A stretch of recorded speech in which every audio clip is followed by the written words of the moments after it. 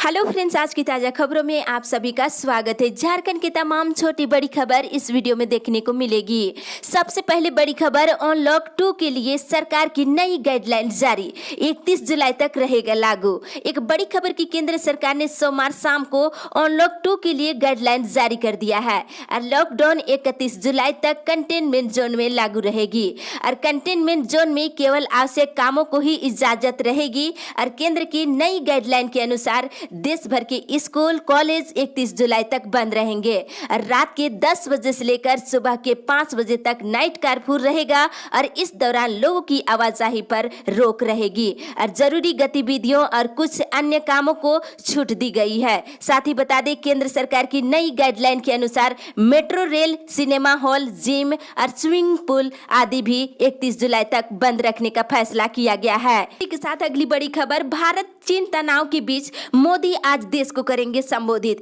एक बड़ी खबर की कोरोना के खिलाफ जारी जंग और चीन से सीमा पर तनाव के बीच पीएम मोदी आज शाम के 4 बजे देश को संबोधित करेंगे और प्रधानमंत्री बनने के बाद अब तक पीएम मोदी देश को 12 बार संबोधित कर चुके हैं। आज उनका 13वां संबोधन होगा। बताते चले, देश भर में एक तरफ जहां कोरोना वायरस के आंकड़े तेजी से बढ़ रहे हैं, वहीं दूसरी तरफ गलवान घाटी में हुई हिंसक झड़प के बाद चीन के साथ तनाव बरकरार है। ऐसे में पीएम मोदी का आज राष्ट्र के नाम संबोधित काफी अहम मानी जा रही है। इसी के साथ अगली बड़ी खबर, देश की पहली कोरोना वैक्सीन तैयार, अगले महीने से इंसानों पर परीक्षण को मिली मंजूरी। एक बड़ी खबर की भारत की अग्रणी वैक्सीन निर्माता भारत बायोटेक ने ऐलान किया है कि उसने कोरोना वायरस पर प्रभावी वैक्सीन बना ली है। इसके साथ ही कोरोना पर प्रभावी देश की पहली वैक्सीन के लिए मानव परीक्षण के पहले और दूसरे चरण को मंजूरी भी दे दी गई है।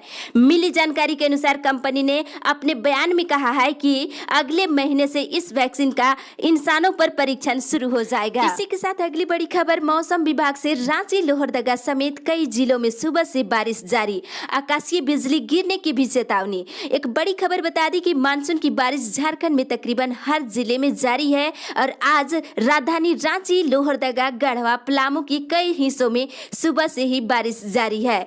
कई क्षेत्रों में जल जमाव की समस्या उत्पन्न हो गई है। वहीं मौसम केंद्रों से मिली जानकारी के अनुसार 4 जुलाई तक झारखंड के उत्तरी और दक्षिण हिस्सों में बारिश के साथ आकाशीय बिजली गिरने की चेतावनी जारी कर दी गई है।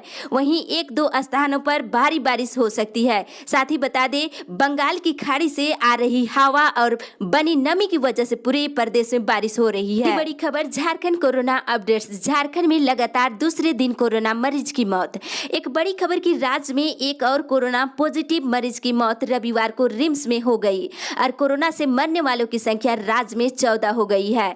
और वहीं बता दें, सोमवार को राज्य में 40 नए मरीज की पुष्टि हुई है और 40 नए मरीज के साथ राज्य में अब तक मिले मरीजों में से बता दें कुल 2426 हो गई है। इसी तरह से सोमवार को मिले 40 नए मरीजों में से रांची के 14, पूर्वी सिंहभूम के 11, सिमडेगा से 3, धनबाद, गढ़वा, लोहरदगा, सरायकेला से 2-2 मरीज की पुष्टि हुई है, जबकि देवघर, हजारीबाग, कोडरमा और साहिबगंज से 1-1 मरीज शामिल है। इसी के साथ अगली बड़ी खबर, फल सब्जी फसलों का भी होगा बीमा। एक बड़ी खबर की राज्य में फल फूल सब्जी उगाने वाले किसानों के लिए खुशखबरी है कि राज्य सरकार अब इन फसलों को भी बीमा योजना में शामिल करने की तैयारी कर रही है और कृषि विभाग ने इसकी कवायद शुरू कर दी है। राज्य सरकार की इस नई पहल से झारखंड के करीब 2 लाख किसानों को फायदा होगा। बता दें, कड़े नियमों के साथ लागू की जाएगी नई फसल बीमा योजना, जिसमें प्रीमियम की कुछ राशि राज्य सरकार वहन करेगी। इसी के साथ अगली बड़ी खबर, पारा शिक्षकों को 3 महीने से नहीं मिला मानदेय।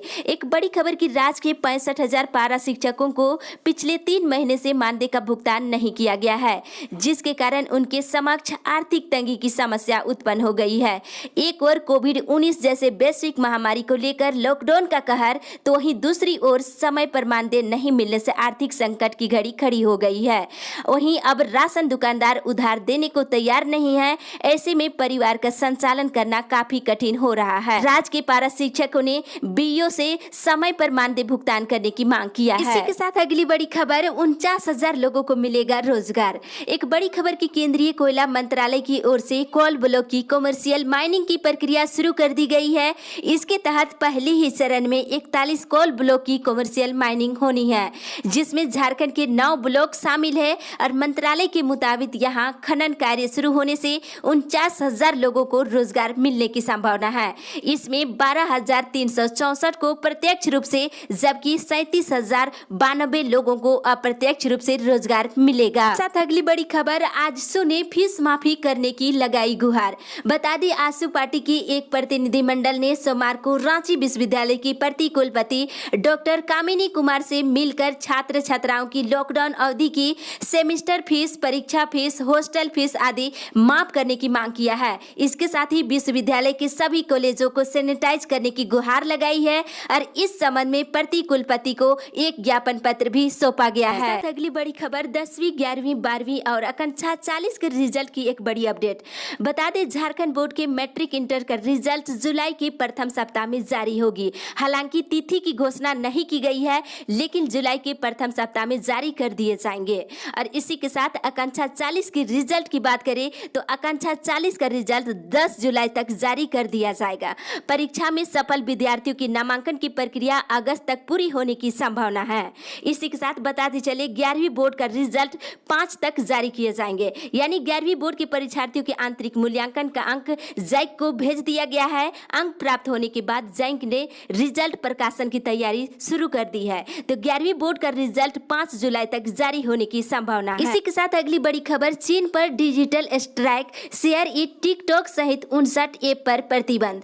मोदी सरकार ने बड़ा फैसला लिया है। साइबर सुरक्षा के लिए उठाए गए ये कदम। बता दें वास्तविक नियंत्रण रेखा पर जारी टकराव के बीच केंद्र सरकार ने सोमवार को चीन के प्रति कड़ा रुख अपनाते हुए टिकटॉक समेत 59 मोबाइल ऐप को प्रतिबंधित करने का फैसला लिया है। इसी के साथ अगली बड़ी खबर, 4 जिले मनरेगा के काम से पिछड़े। एक बड़ी खबर की राज्य के 4 जिले मनरेगा के तहत काम देने में पिछड़ रहे हैं। पिछले 1 महीने के आंकड़े में देखा जाए तो रामगढ़, खुट्टी, लोहरदगा और कोडरमा में 20,000 से कम मजदूरों को काम मिल रही है।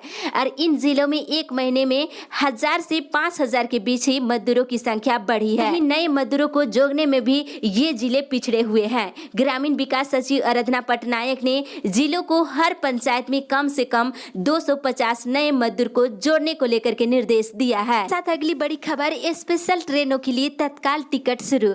यात्रियों के लिए एक राहत भरी खबर की तत्काल कोटा में रेल टिकटों की बुकिंग सोमवार से शुरू हो गई है।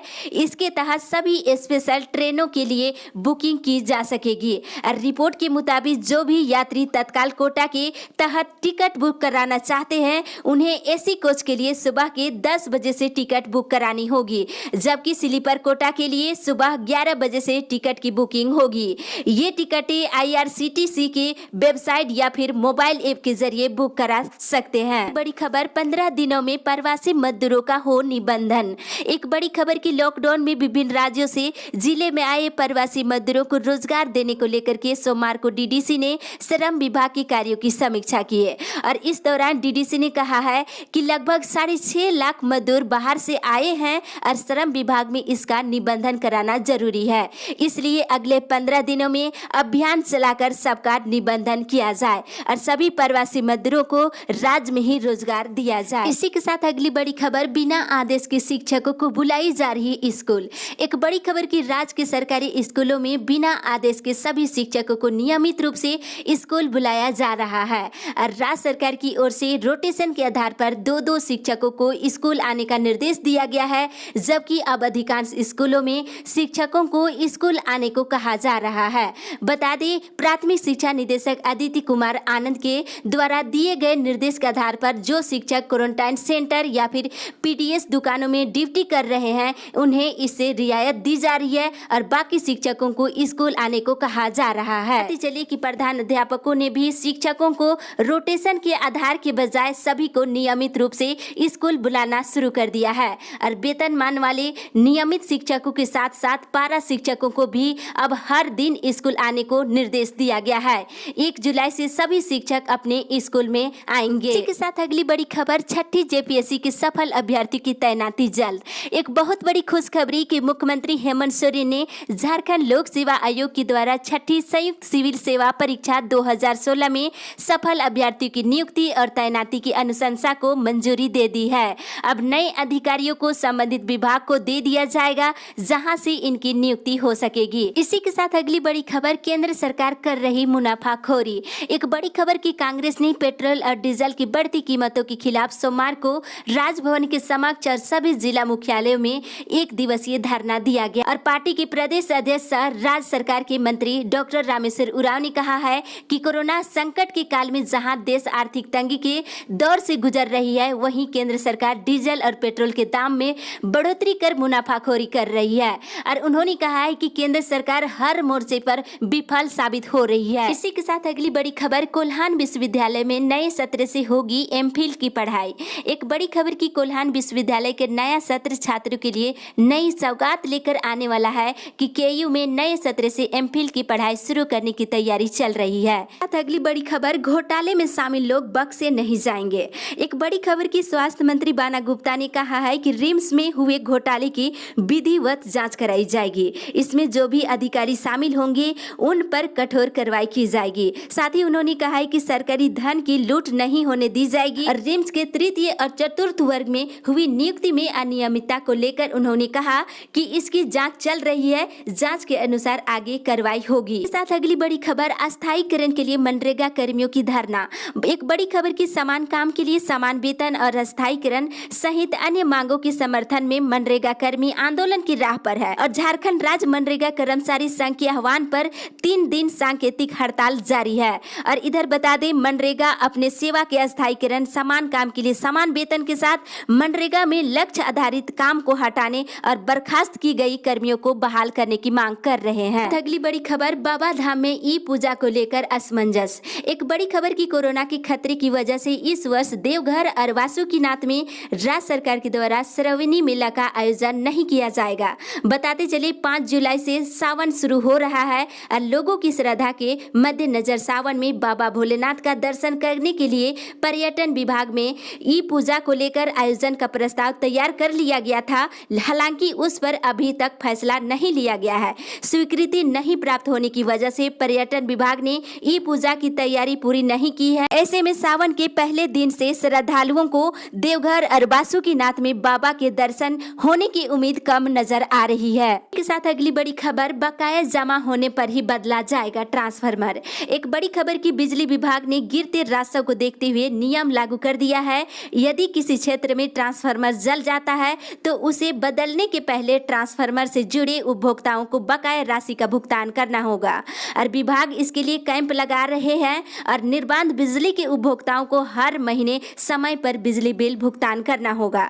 और जिन उपभोक्ताओं के पास 2000 से अधिक बिजली बिल बकाया हुआ है तो उनके बिजली कनेक्शन काट दिए जाएंगे। बकाया वसूली के लिए अभियान चलाने जा रहे हैं और बिजली बिल जमा नहीं करेंगे उसका कनेक्शन काटने के साथ साथ विभाग मुकदमा करने से पीछे नहीं हटेगा। इसी के साथ अगली बड़ी खबर, शिक्षा परियोजना का वेबिनार कल। बता दें, लॉकडाउन के बाद विद्यालयों को खोलने से पहले कोविड-19 से संबंधित सभी तैयारी को लेकर 1 जुलाई को 11:30 बजे वेबिनार का आयोजन किया गया है।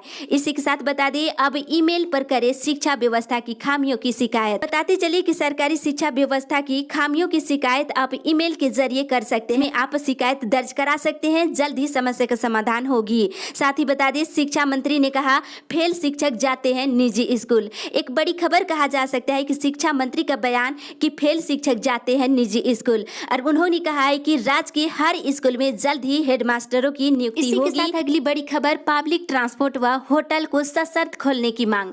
बता दें, लोहरदगा जिले के राजनीतिक कार्यकर्ता आलोक कुमार साहू ने झारखंड के मुख्यमंत्री हेमंत सोरेन से होटलों और पब्लिक ट्रांसपोर्ट के साथ साथ सैलून और टेलरिंग शॉप को सशर्त खोलने की अनुमति देने की मांग किया है। उन्होंने कहा है कि परिवार चलाना मुश्किल हो गया है और पब्लिक ट्रांसपोर्ट के साथ साथ सैलून और टेलरिंग शॉप बंद होने से तो कमाई बंद हो गई है, ऊपर से टैक्स और गाड़ियों का किस्त भरने का दबाव है। तो राज्य सरकार जल्द से जल्द खोलने की अनुमति जारी करे। इसी के साथ अगली बड़ी खबर, राज्य में झमाझम बारिश शुरू, किसान झूम उठे, धान रोपनी में आई तेजी। बता दें कि राज्य में लगातार हो रहे बारिश से किसान झूम उठे हैं और रोपनी की तैयारी चल रही है। बताते चले कि बारिश के साथ खेतों की जुताई और धान की बुआई का काम कर रहे किसान भींग भींग कर काम करते देखे जा रहे हैं और इसमें धान बुआई करती महिलाओं में काफी उत्साह देखने को भी मिल रही है। बता दें कि राज्य के हर क्षेत्र में लगातार बारिश जारी है। इस अपडेट में बस इतना ही। आगे की खबर के लिए आप हमारे साथ बने रहे।